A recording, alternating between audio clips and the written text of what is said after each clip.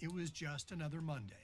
I just don't feel like the city is taking any of this seriously. I don't feel like the police are standing behind us as law-abiding, tax-paying citizens. Every once in a while, Streamlabs just catastrophically breaks and gives you absolutely no zero sign. It gives you all the signs that the video and the audio and all the signs and everything are running. You know, all the signs that everything is fine. But in reality, you're just dead quiet, zero, nothing.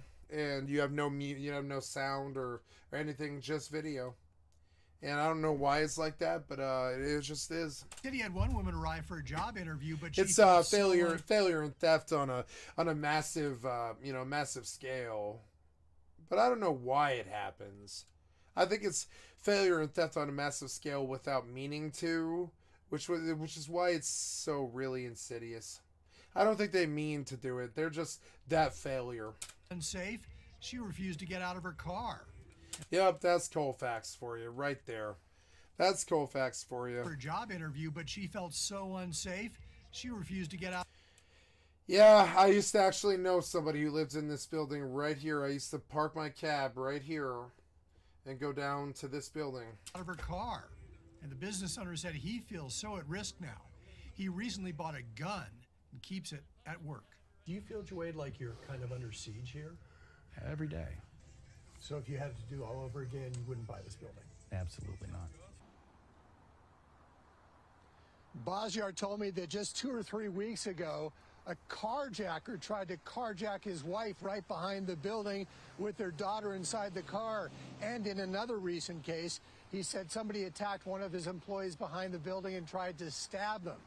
He said he believes the solution to all this is for authorities to not let criminals congregate, grow cocky, because he said he believes violence is the inevitable result. Reporting live in Denver, I'm Brian Moss. Which is true. That is true. That is very true. Colorado first. And Brian, thank you, number 2. Thank you.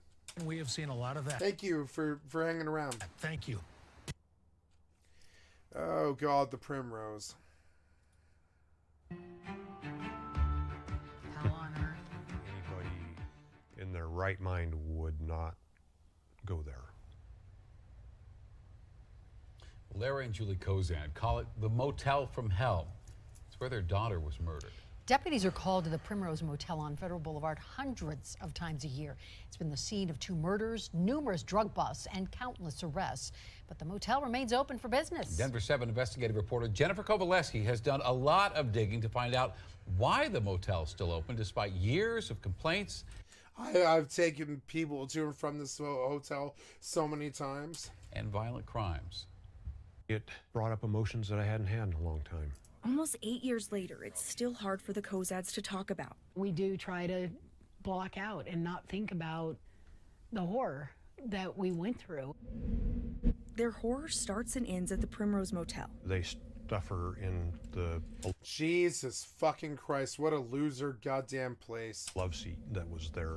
I hate that place. Cut the cushions out, stuffed her in that. Larry Kozad...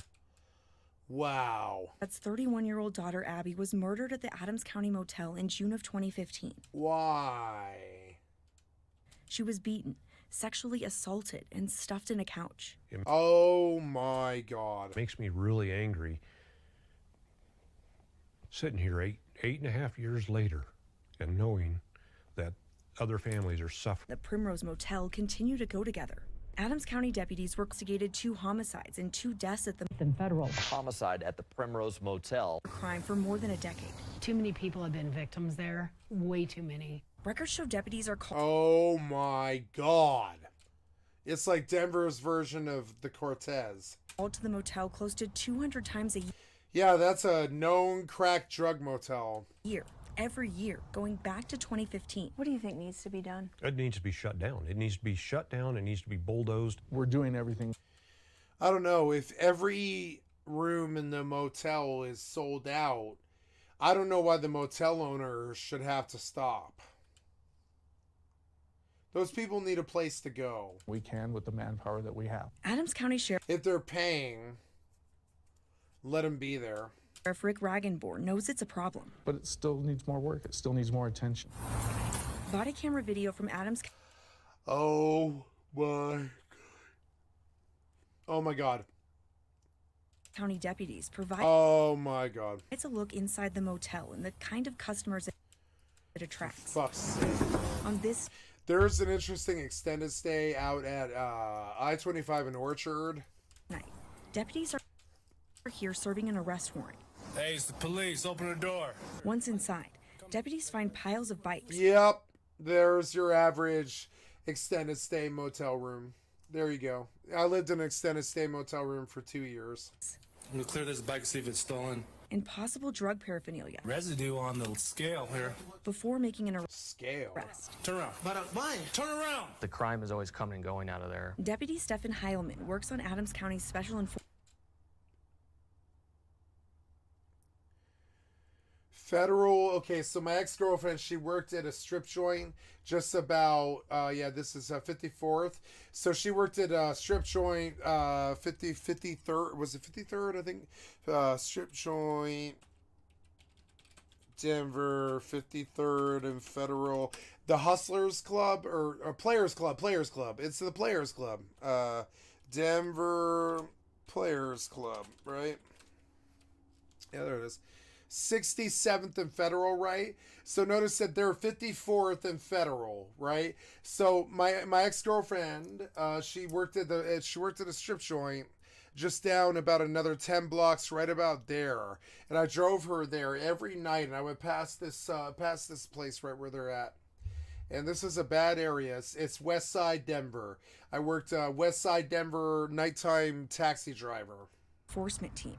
They target high crime areas and are often called to the Primrose. I would say on a daily basis there's at least 1 or 2 calls there. I would like to see it go away. Do you have the ability to shut these motels down? We don't, as the Sheriff's Office, have the ability to shut them down. There are no ordinances in the county that would assist us in getting them shut down. Other cities across the state do have ways to shut down problem motels. Lakewood recently closed this West Colfax motel through the city's licensing program. The city says the Blue Sky Motel had more than 3 times the number of police calls allowed under its law. Aurora has what's called a criminal nuisance property ordinance. Police recently used it at the Carriage Motor Inn on East Colfax. APD says since the owners entered into a legal agreement to make improvements, crime is down 60%. I think it may be time that we take a look at getting an ordinance to address not just this motel, but a couple other motels that we have that are less desirable. The worst one in the entire city is at I-70 and I want to say, or no, is it 6th and Kipling? The American Motel. I had a car towed here one time. This place is like one of the worst places in all of America. I'm serious. This place is per capita. Oh, no, that's not it. And that's some weird place. I don't know where the fuck that is. American Motel, Denver, right? Oh, you said, yo, what up, Hop? How you doing? Yeah, the American Motel in Wheat Ridge, right? I had a car towed out of here, and it really affected my life pretty badly. This place is per capita. Every single room is filled with a crackhead and a prostitute.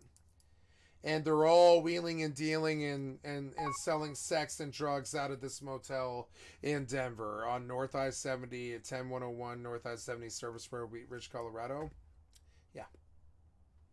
Just got home. Welcome home, Hop. It's good to see you, buddy. I'm just watching videos. Hope they're entertaining about hotels in my old neighborhood. Sheriff Ragenborn says they've made progress. Yeah, it's exactly like